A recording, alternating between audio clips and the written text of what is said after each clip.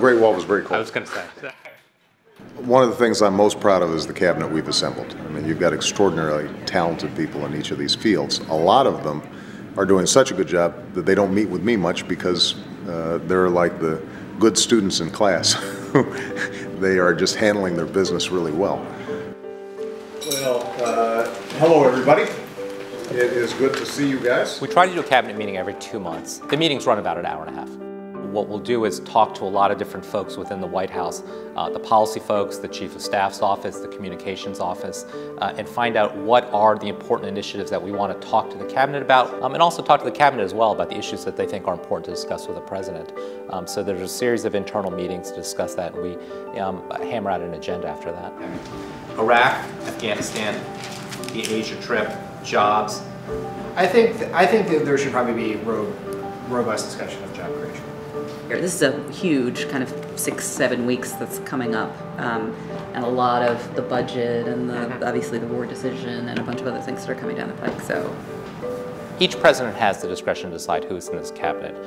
There are the heads of the 15 executive departments who are always in the cabinet. These are the people who are in the line of succession after the president and vice president.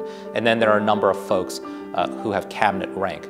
In our administration, that would be the head of OMB, EPA, the chairman of the Council of Economic Advisors, the U.S. Trade Representative, and the ambassador to the United Nations. We haven't had coffee service in the past. Maybe because it's an afternoon meeting, they want to give them a little caffeine. I'm not sure.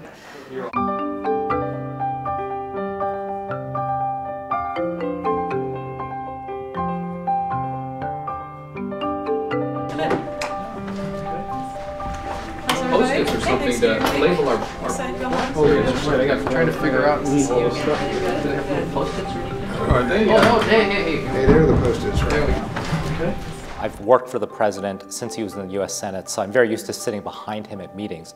But to now sit in a cabinet meeting in the historic cabinet room, you're just surrounded by the history of this institution. It's humbling.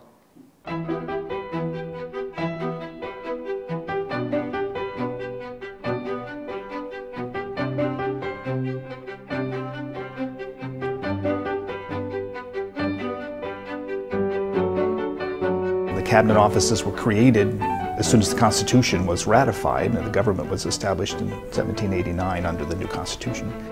The first cabinet meeting, I understand, from 1793, the president had his 4 cabinet members there. We now have 25 people around a table. Each of the cabinet members sit in a certain seat depending on when their apartment was created. It's still tradition that a cabinet officer have the opportunity of taking the chair away, himself or herself, to buy the chair from the government. It's one of those great souvenirs of being a cabinet officer. The cabinet meeting is one of the few times that I'm aware of where the Secret Service allows the entire cabinet to be in one place at one time. As you know, during State of the Union addresses, we typically ask one member of the cabinet to sit out. These are closed sessions, and the president really welcomes frank, unvarnished advice from his advisors. I want to, number one, make sure that they know that they have my ear. The second thing is to reinforce a real strong sense of camaraderie that the cabinet members have built among themselves. What's going on? When I hug him, it means a lot more than sending him an email. There still is something to the human interaction that you only get from in-person meetings. Well, I don't think there's any substitute for the entire cabinet coming together. These cabinet meetings are an incredible way for everybody to communicate, for everyone to really understand what the issues are, and to help us all get on the same page so that we can advance the president's priorities. Today we're going to be focusing a lot on jobs because obviously with the economy in such a hole, one of the things that we want to make sure of is that we leave no stone unturned when it comes to helping people get jobs. What we've typically done is bring the president at the end of the meeting. The cabinet meeting is an important symbol of government at work.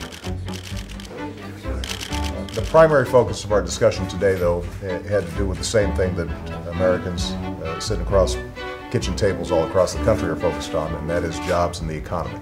You would think that in a world like the one we're living in, where you can communicate with anybody in the world at literally a flick of a mouse or, some other picking up a cell phone, that you wouldn't need a lot of face-to-face meetings. But in fact, I think that it's not only as important as it always was in the era before instantaneous communication, but to some extent even more so that people can look each other in the eye, they can watch the body language, and they can work together to get to the resolution of whatever the issue is. So these cabinet meetings give everybody a chance to do that. This is one of the biggest problems, that people walk out of here without their BlackBerries. So now I have to actually go find out who all these BlackBerries belong to. So, all right, so Chu has walked out without, Carol's walked out. I did, but I've actually been good.